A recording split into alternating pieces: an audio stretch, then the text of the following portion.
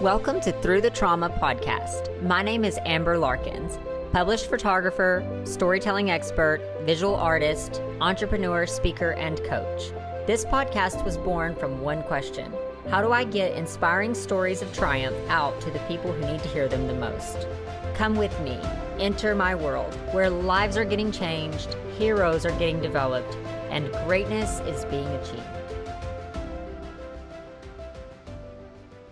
Hello, and welcome to another episode of Through the Trauma podcast. I am Amber Larkins, your host, and today I have with me Chris Glatis. He is an award-winning filmmaker who was diagnosed with an anxiety disorder soon after entering college. He struggled with this, was able to overcome it, definitely had an amazing journey through that. He is now an author, and he has a book called When Your Mind Screams, where he demonstrates how anxiety was once his greatest weakness, and now it's his greatest teacher.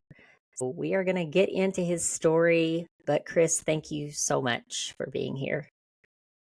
Thank you, Amber. This is wonderful. I really like spreading the word and helping people. So this is fantastic. I'm really excited to get into your story. I know that we've covered a little bit of anxiety here on this podcast, but anxiety is something I think a lot of people struggle with. So I'm very interested to hear your journey through this and navigating through anxiety, kind of how you came to determine that you had anxiety and what you've tried and what's worked and what's not worked. If you want to just go ahead and kind of let us know a little bit of your background and then just get into your story a little bit. Sure. Yeah, well, it's this is such a journey. Even being an author and writing the book, which has my story, but then also has kind of the tools that work best for me. I have to crack open that book still myself. This is an everyday. I don't have it all figured out, and I think that's some people think when you do write a book that you have all the answers, but it's something that I show up every day, whether it's meditation in the morning and things that I do in the morning. And when I was younger, I came from as I got older, I realized, looking back on my childhood, I was like, wow, man, that was intense. Like I had a pretty messed up childhood. I mean, and that I didn't realize that till I started to do the work and started to look inward and started to, get into some sort of therapy.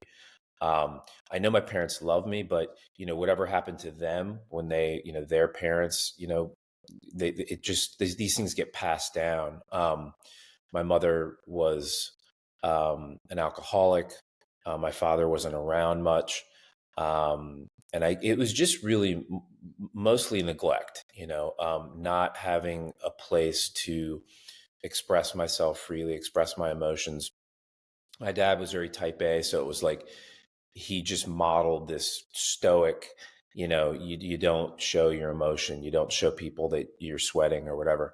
And, I internalized a lot of that. And I had, even back then, I think like high school is when I really, when the kettle started to really boil, and I was like, something is not right in my system, in my body. And I kept it all to myself. I didn't even bring it. I remember one morning I was coming up from my room and I was so anxious, and I was just like walking by my parents, and I just, like, I couldn't say anything. I was kind of frozen, and I just I felt like if I said anything, I'd be weak.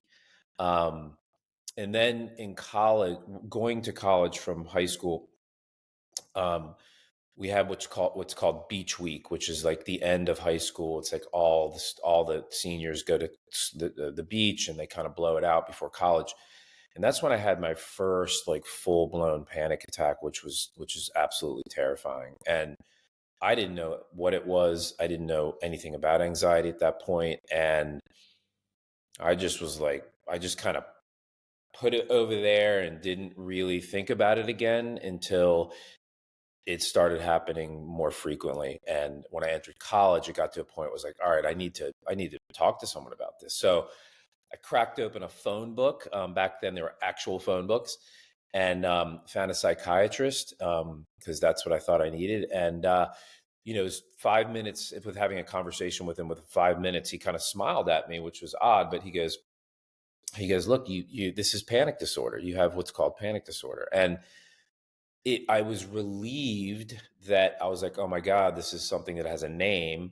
But at the same time, I felt like part of me was broken in some way. And that was really the start. That point was really the start of the journey and trying to, really minimize anxiety and get rid of it and try to get to the root of it, really. Do you think some of this anxiety came from childhood trauma? Yeah. Oh, yeah. When we can't express our emotions and express our feelings, that just builds, right? And usually, when I'm experiencing anxiety now, or when it happens for me, I can feel it slowly rising, through my heart. And it's when you try to stuff these things down that it creates more pressure that I think that creates the anxiety, right? People have anxiety for different reasons, but I do believe now, looking back, my system was, through my mother, seeing my mother, what she was going through, just having a really chaotic childhood, that my body was, I was literally probably just completely shutting myself down and kind of disassociating even a little bit. And as you get older, that stuff starts to try to come out and try to release. And so, absolutely, that was one of my discoveries, I think, in therapy. But I think it really became clear when I started to do more somatic therapies. Like, I work with a trauma therapist now, and it's more about like really closing my eyes and going inside and just feeling my body. Because there's a wonderful book, I'm sure you've heard of it. It's called "The Body Keeps the Score," and it really does. It's when I have anxiety, or I haven't had an anxiety or panic attack in a long time, which is good news. But I can feel like these areas of my body, and it's usually my heart and my abdomen that just start to get cramped or feel full. Or, back in the day, I was like, oh my God, I'm having a heart attack. And so it lives in the body, and now it's all about trying to release that through different modalities. But yeah, I think that it was the neglect that happened when I was younger. There was no actual physical abuse or any of that, but that was really, the seed was planted back then, definitely. Yeah, this is an interesting point because I think people have a misconception of trauma, and they think that if you've not been through something majorly traumatic, then trauma doesn't really apply to them.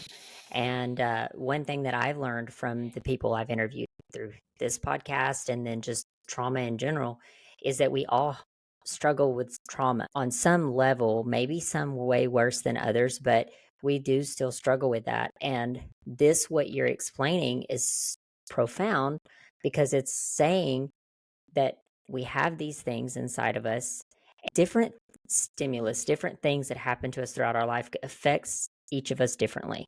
So something could happen to you and the same thing could happen to me, and we could both handle it differently or accept it differently or let it manifest in our bodies differently or whatever. But regardless, it is up to us to be able to find those things and be able to release those things. I think that's like the first thing, is that people need to realize we have stuff that needs to be cleaned out. I know you help people. I know you help people through your book. What are your thoughts like when you would talk to someone about this, finding their own places of trauma and being able to get those released is, I guess, the word I would use for that. Yeah, I think you probably experience this, Amber, when you have like, um, when you're talking about something, just even in podcasts. Like, I've been on a couple podcasts that actually the podcasters were struggle with anxiety at some point, and obviously that's why they got into it. That's why they were interested in spreading the word. And I would start saying some things that I've experienced, and then you just see some heads nodding, and it was like, Mhm. when you there's a we all, I think people experience it differently, but there's that click where, like, oh my God, I'm not alone. Like, they're going through the same exact thing. It's almost like just that. talking about it because you know that if someone else has it, they've probably been through something similar. And there's just your body relaxes a little bit because there's like I said, there's like an answer to it. I'm not alone. I'm not alone. I'm not broken. Someone else is experiencing the same thing. I mean, I think that, different modalities and things work differently for different people. I mean, that's clear. I think, one thing I wanted to say also is that I think as I recently, I think I don't like diagnoses. I don't like labels or any of those things. I mean, even in the book, I talk about it as a challenge and not a DSM-5, diagnosis. But complex PTSD, I'd never heard of that before. And so PTSD is more related to maybe the single event, someone, survived a plane crash or a horrible car wreck, or, a woman was raped, or, there's those things are like these single events. But complex is more of like just a continual, it might be like a lower level of trauma that just happens over a longer period of time, right? Um, and the other thing I want to say about trauma is that what I was trying to explain before is that for me, because it's such a buzzword now, it's like, you know, I believe that a parent can look at you a certain way and that can be traumatizing. It doesn't have to be sexual abuse or anything like that. It's my sister experienced things very differently, and she's doing much better now. I write about her in the book, but she had a tremendous amount of addictions, and she was living on the street for a bit. I mean, she really went to a dark place. I was able to handle it a little bit better, but I also think she was the older sibling, so she probably took the brunt of some things that I didn't. But yeah, so trauma, I think what actually happens, as far as like if you look at scientifically, is that your body and your mind are so overwhelmed in that moment, and as a child, you can't deal with that. It's just too much. So you shove it into an area of your brain that just, you just push it away, and it goes into this little lockbox. And then our entire lives, we're trying to unearth that, release it, let it go. If it gets very severe, people develop DID, which is dissociative disorder, which people can have multiple personalities. I don't know if you know much about IFS, which is internal family systems work, which is Richard Schwartz, which is really interesting stuff, where you have all these little sub-personalities within you that are interacting with one another.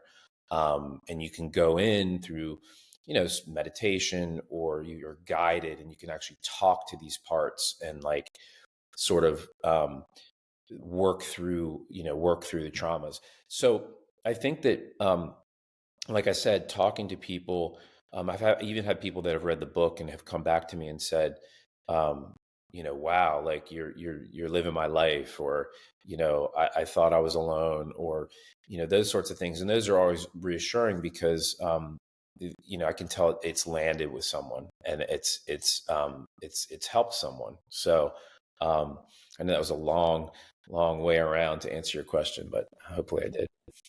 No, that was awesome. And you said a lot of things. I mean, the book, The Body Keeps the Score, that book has been brought up here multiple times. I mean, a lot of times actually. The last year that I've been recording this podcast, that book has been brought up the most out of any book. And it's amazing to me, but it's so true. And I've seen this even in my own life, in the things that I've been through, how that can manifest in the body if we don't deal with it. And I tell people that I think the first key is like awareness. Like, first you have to know that there's an issue there, and then you can start working through it. But I believe that every person has stuff they need to work through.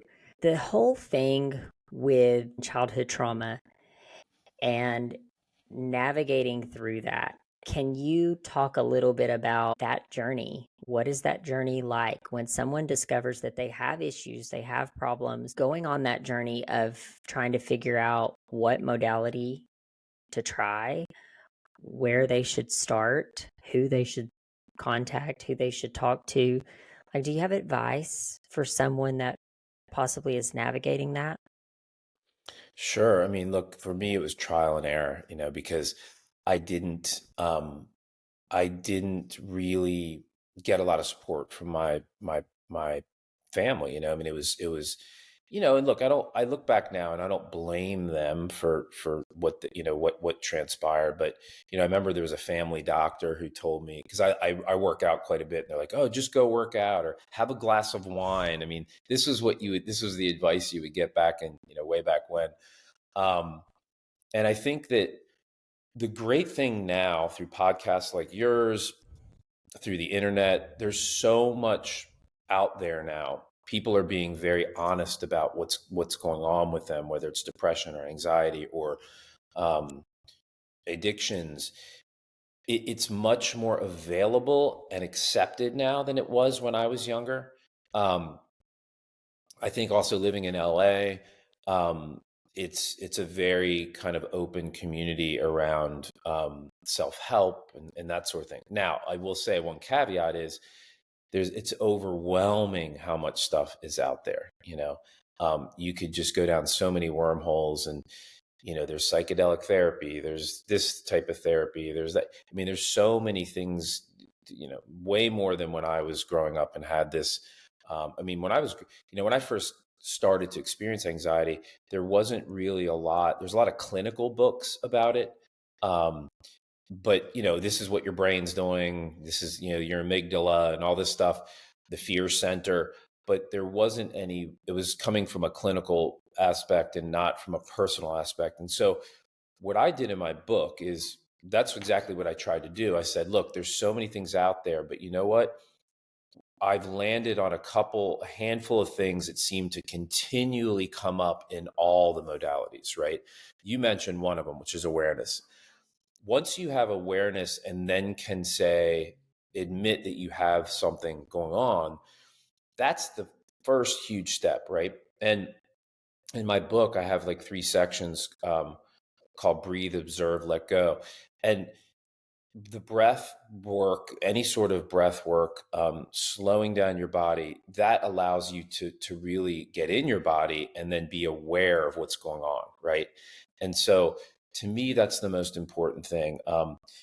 One of the most important things is to slow your body down, be in your body. I mean, we have phones, we have computers, we're constantly not in our bodies, right? We have the ability to escape at any moment now. Just look at your phone, So, um, breathing, slowing down your breath. There's so many different ways to breathe. You can get an app. There's stuff online. Um, the second aspect, observe, can be many different things. It can be journaling. It could be therapy. It could be so really understanding kind of the data flow that's going through your head, right? Because a lot of times, majority of the time, whatever's going through your head is not true. It's so hard. Like, you're thinking, well, this is me, this is my brain, this is my mind, this is what it's telling me, it must be the truth. And I think it was Tara Brach who said this. He's an amazing psychologist and also has a wonderful podcast and books. She's a best-selling author. I think she said, it's real, but it's not true, right? And it's actually, you're like, okay, that's happening, but it's not actually true. So some sort of observation and understanding what your thoughts are, and that goes into cognitive behavior therapy, DBT as well, which is, I forget what that stands for, but um, and then there's a letting go, a surrender that needs to happen too. Whenever I used to hear about surrender, I always thought like, well, that's just giving up. That's just being a doormat.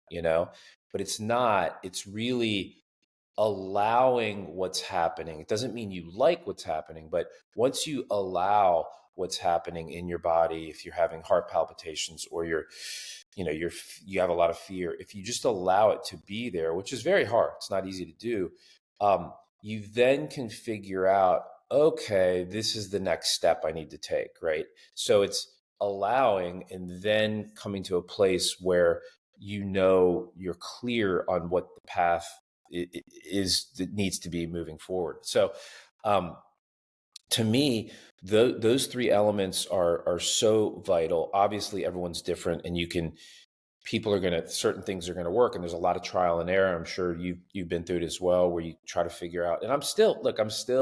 It's been, I don't know, 20, 30 years since this started, and there's still things that come up for me like, oh, I thought I had dealt with that, and it's coming rearing its ugly head again.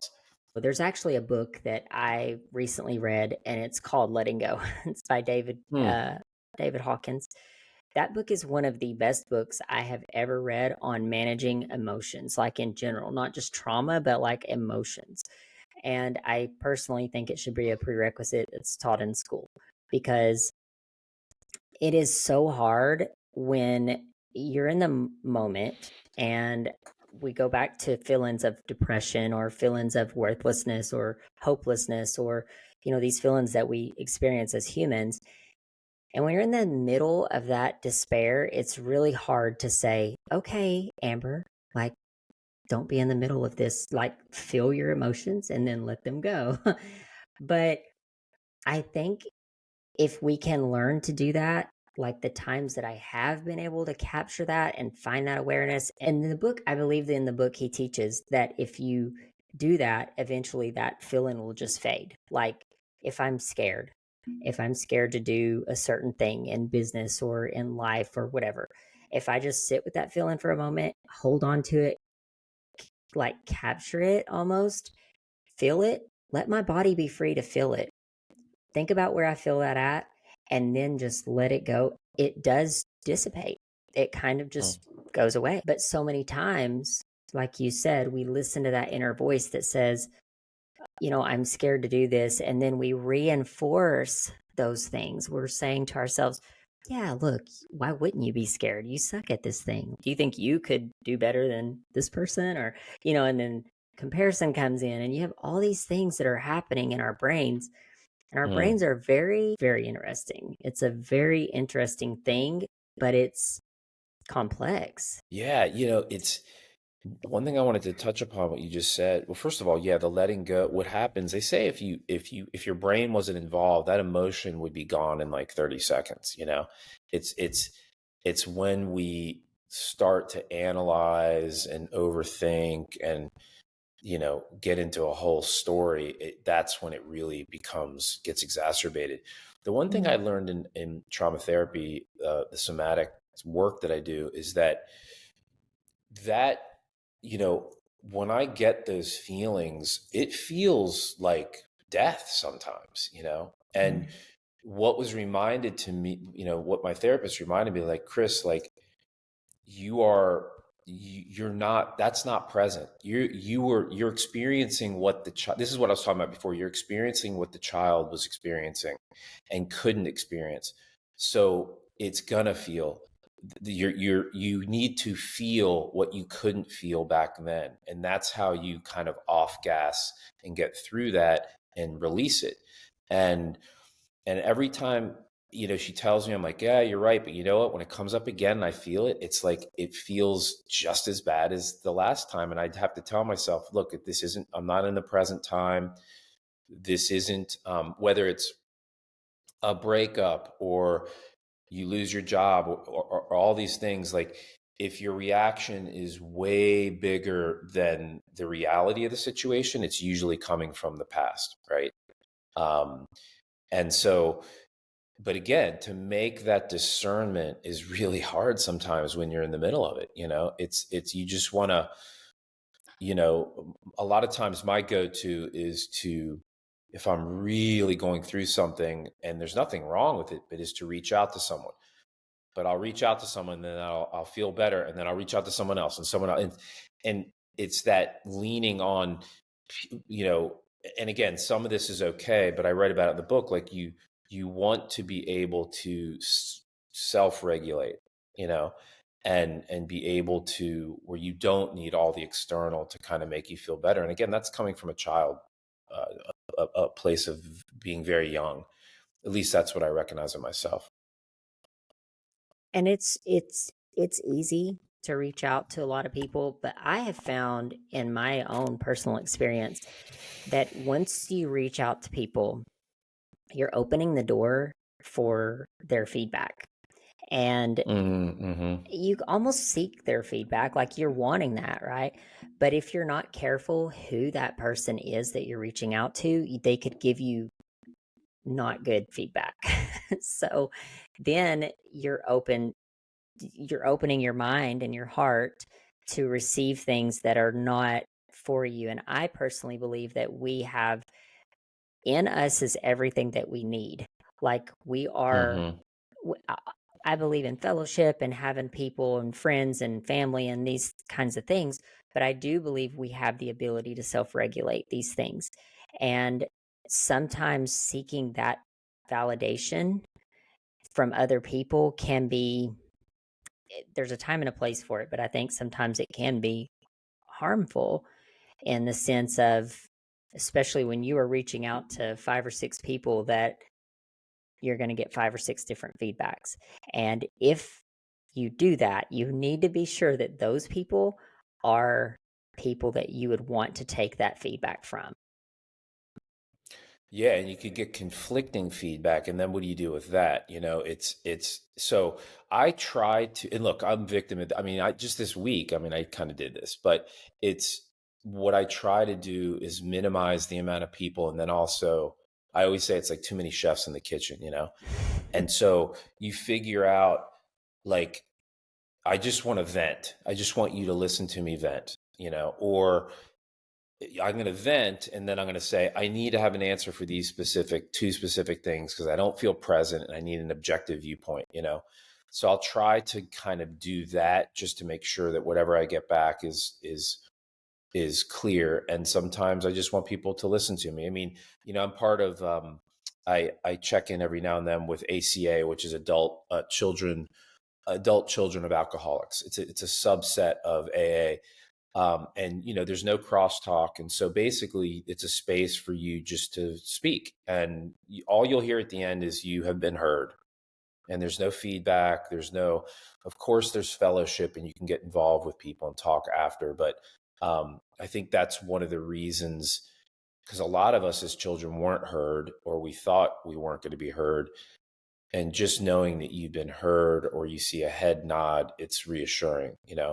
um, but yeah, so that I do get into that in the book and saying therapy is fantastic, but at some point, like I believe a good therapist will lose clients because they've gotten to a point where this person can self-regulate and they're not using the therapist as a crutch.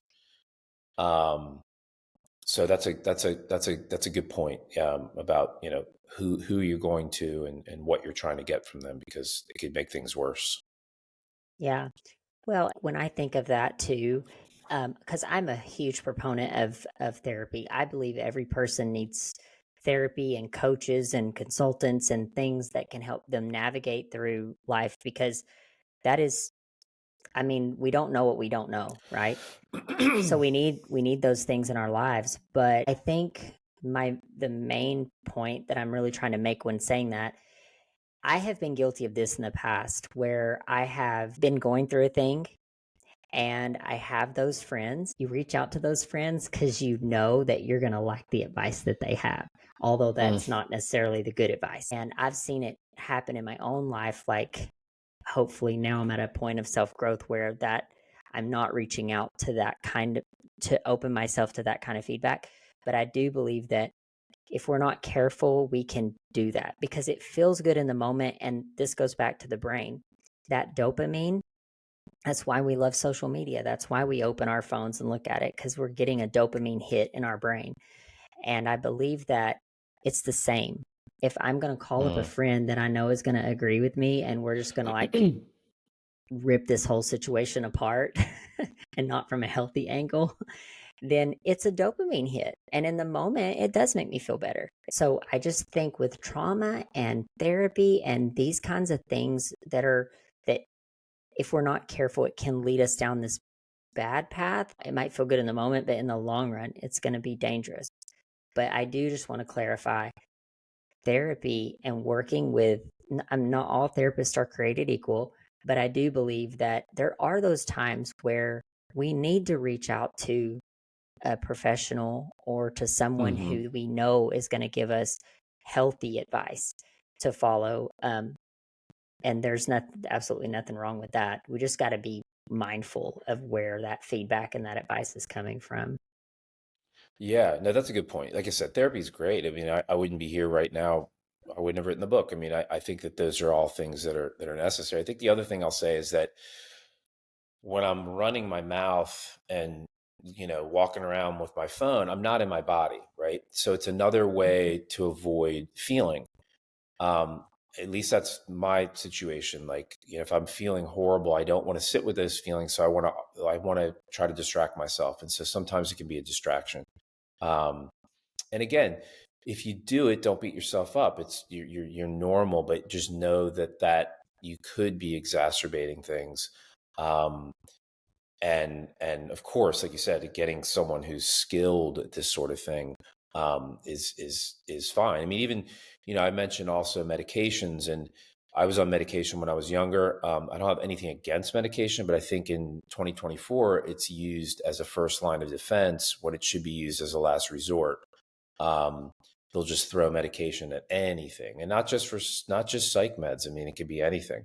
When we can maybe just allow our bodies to come back to some sort of homeostasis on its own and make the body more resilient or the mind more resilient. Because what I noticed is when I was younger, when I saw that first psychiatrist, he gave me medications, and I didn't do anything else. He actually recommended that I come to a support group, and I never did.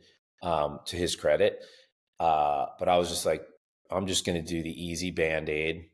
And then when I tried to come off of them, when I went to graduate school, it came all that stuff came back because I hadn't done any of the work, the deep work to you know, excavate that stuff so it wouldn't come back. And again, medication, like especially if you're trying to get over a hump of something, you're trying to get over something and you just need that little couple of months, that's fine. But I think, being on medication full time, I think for the majority of people, it's not necessary. But again, I'm not a doctor. I'm just saying from my experience, um, I think that people get used to medication and start using that as a crutch as well. You said that medication is a band-aid. I think it totally is.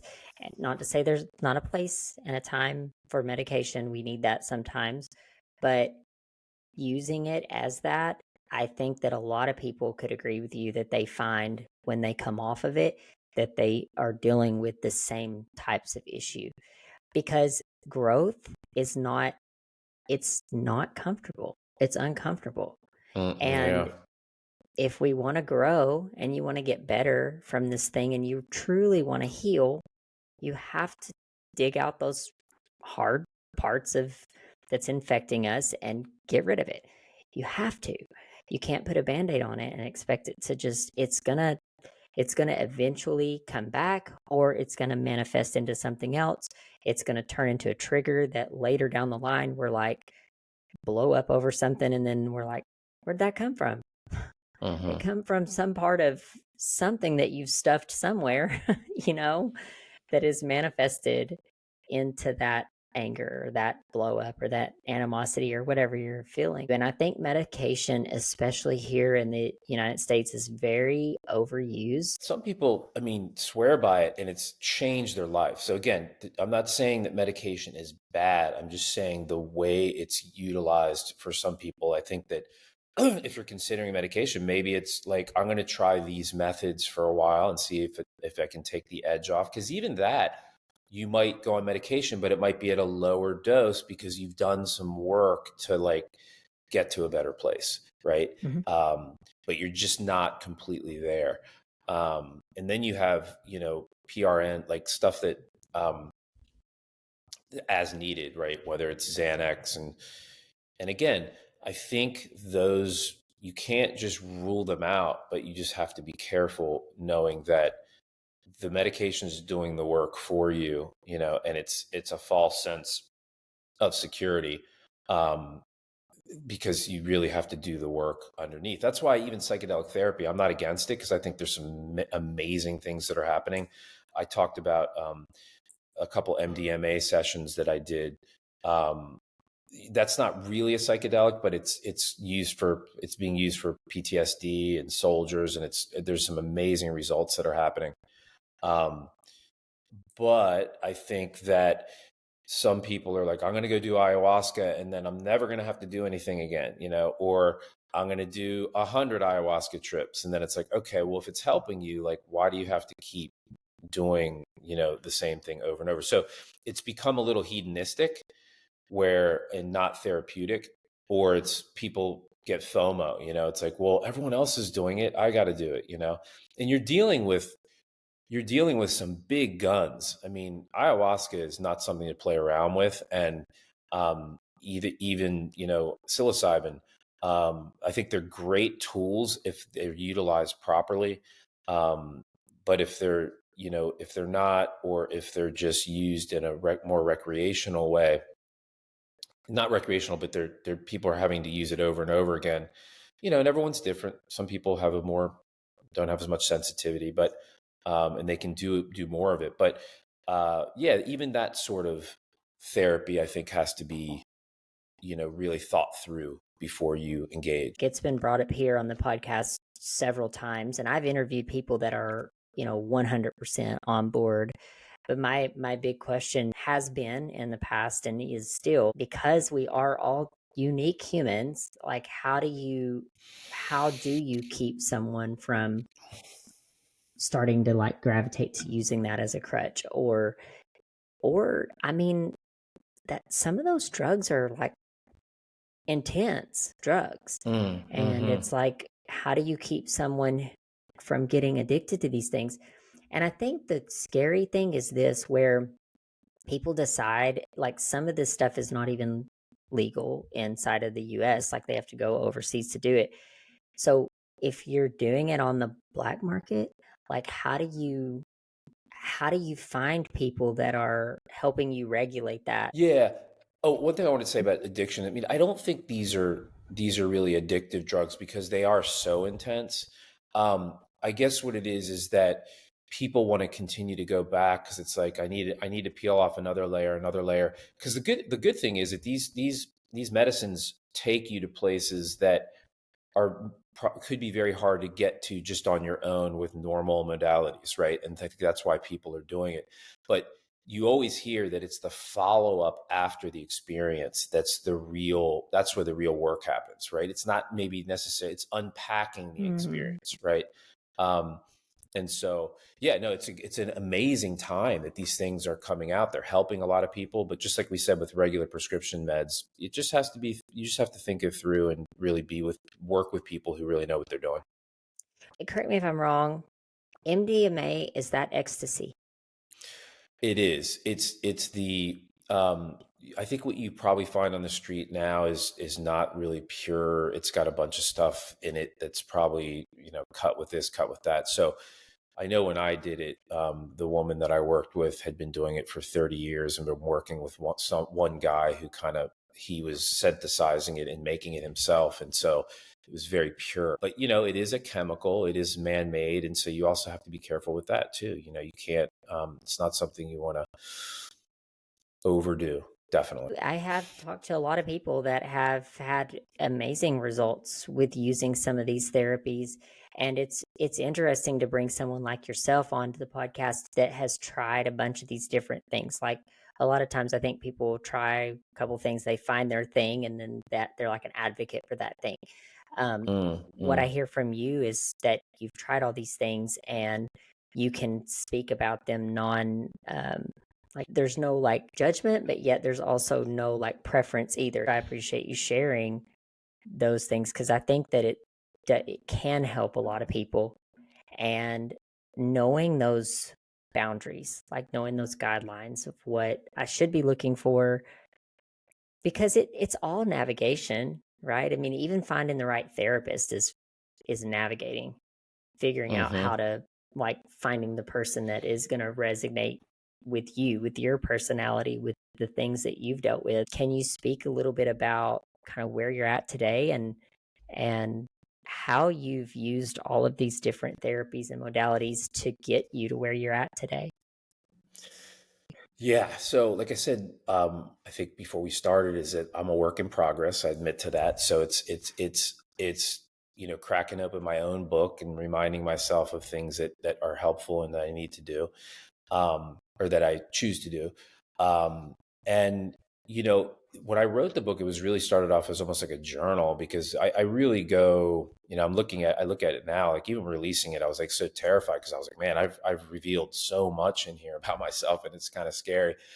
And I never really thought like what would be the next step. I do, try to. I haven't actually made a film in a while. I've written a lot, but I'm actually planning. I've got a couple projects that I'm working on now, and I do try to infuse, not heavy-handed in a heavy-handed way, but my films usually have some sort of psychological element, some sort of phoenix rising from the ashes, going through some sort of journey, right? And so film is very powerful, so you can really teach through film, again, not in a heavy-handed way, but artists tend to be plugged into the zeitgeist and what's going on in the world. And I think, if we look at COVID and we look at the political stuff that's going on, there's just a lot of anxiety out there. I mean, I think we haven't even started to see the damage, the psychological damage that's happened from COVID and people being cooped up for so long. And I think you're starting to see some of it now. And that could be PTSD, that could be, you know, marriage disillusion. I mean, there's all these sorts of things that are happening. Um, so obviously, through podcast and through just the book itself and through my filmmaking process, to continue to spread the word. I also done some work with NAMI, which is the National Association of Mental Illness. And I'm still getting my footing. The book's only been out a year, so I'm trying to figure out like what's going to be the next step to get the word out and to help people, and maybe some speaking engagements and that sort of thing. And also, there's like-minded individuals out there who are also trying to help, and getting involved with them, whether it is like a NAMI, a group, an organization.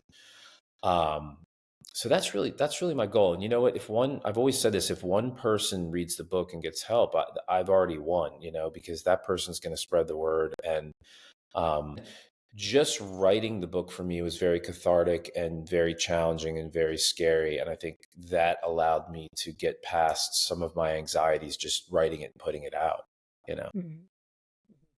I think they say that the best way to learn something is to teach it.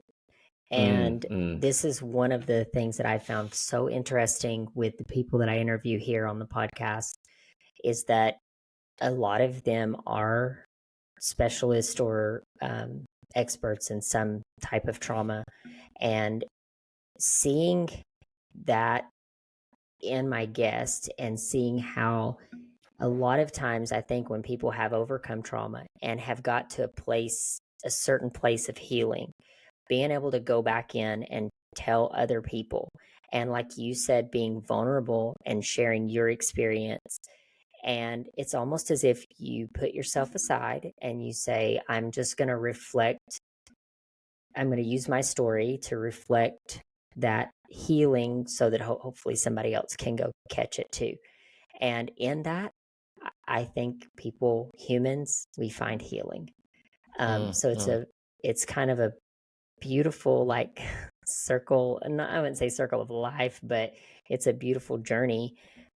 So I always encourage everybody, you know, we're all a work in progress. None of us are perfect, but being able to share our story, being able to speak that and let other people know that you're not alone. Cause that's my fear, is that there's people out here walking around that we come in contact with every day that we could pass in the grocery store. They smile at us and we have no idea their life is falling apart inside. And that's why I think there needs to be platforms like this and people like yourself who can come on and say, you're not alone. I mm, went through it. mm. And anyway, it just really makes me happy to hear people like yourself that's coming out and doing the work and sharing your voice and sharing your experience. And man, I hope your book does amazing. I'm sure it'll help way more than one person. And Mm. you just never know the effects these things have. Like your book could affect one person who then goes out and affects 100 people, and you'd never know it. So, not on this side of life, I don't think. It's a chain But reaction. Yeah. yeah, it is. So, Chris, how can people learn more about you, get in contact with you, find your book? Do you have a website for it? Sure. Yeah. So obviously Amazon would be is the big gorilla, as far as book sales. But my website, which is just my name, ChristopherGlatis.com, www.christopherglatis.com. They can find everything about my creative work, the book. There's that's where everything will be happening. I haven't updated in a while, but everything is available there.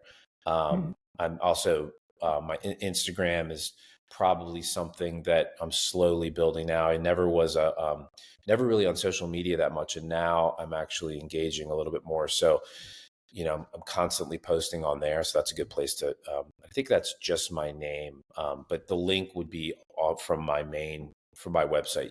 You can link to it from there. Yeah.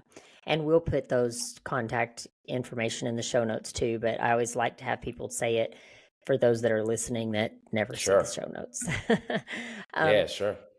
so, with all of that being said, like if you had one piece of advice that you would want to leave our audience with, what would that be?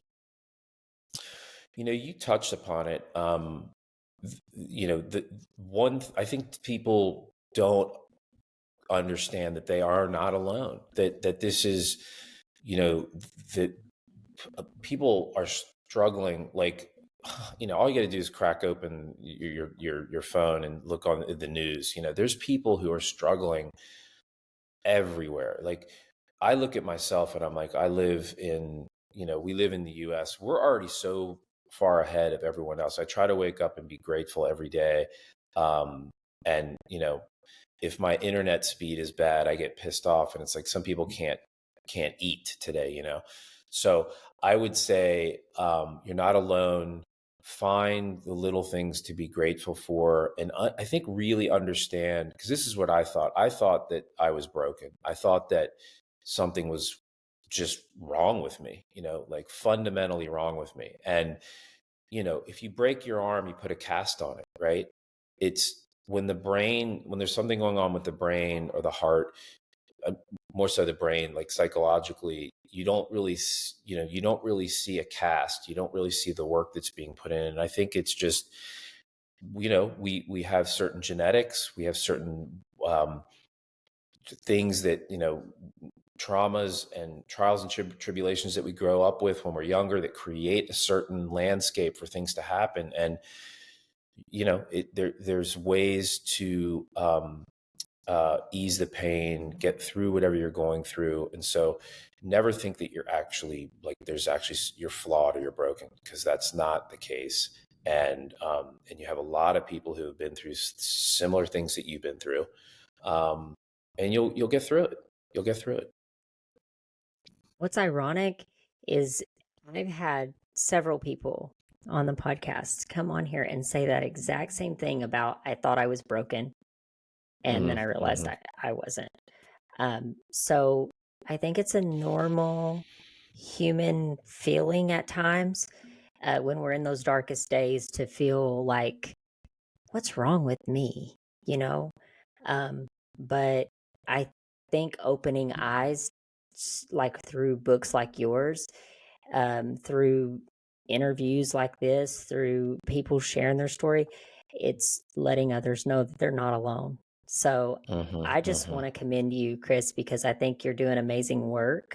I'm can't wait to see it just flourish, because I think what you're doing is amazing, and I really appreciate your approach, your authentic and kind-hearted approach to just really want to help other people navigate through this. Well, I appreciate you giving me the platform to do it. I know you're trying to help a lot of people as well. So I really appreciate it. It was great. Thank you for listening to Through the Trauma podcast. If you have found value in this episode or believe in the mission behind what we are doing, Please subscribe so that you never miss any future episodes. Also, be sure to check out our transformation project at transformationthroughtraumaproject.com, where we help inspirational stories get heard on a larger scale through multiple platforms. If you know someone who can benefit from this episode, please share it with them. Until next time.